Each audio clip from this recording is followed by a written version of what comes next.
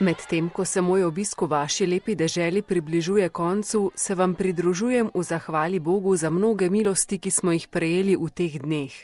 Ko gledam vas, mladi Mjanmara, in vse tiste, ki nas spremljajo izven te katedrale, želim podeliti z vami izraz iz današnjega prvega berila, ki odmeva v meni.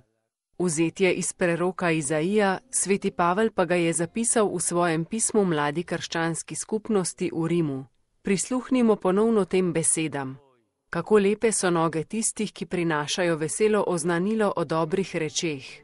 S temi besedami je papež Frančišek začel homilijo med sveto mašo z mladimi v katedrali svete Marije v Jangonu, ki je bila zadnje dejanje njegovega obiska v Mjanmaru. Dragi mladi Mjanmara, potem, ko sem slišal vaše glasove in sem vas danes slišal peti, želim uporabiti te besede za vas.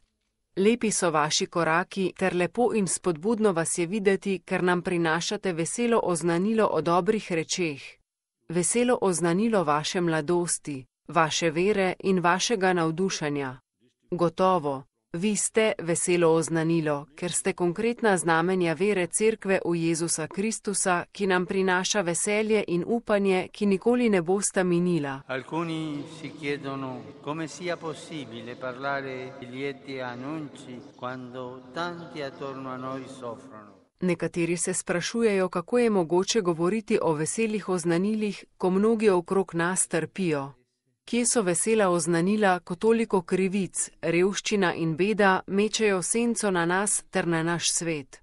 Vendar pa bi želel, da bi z tega kraja izšlo zelo jasno sporočilo.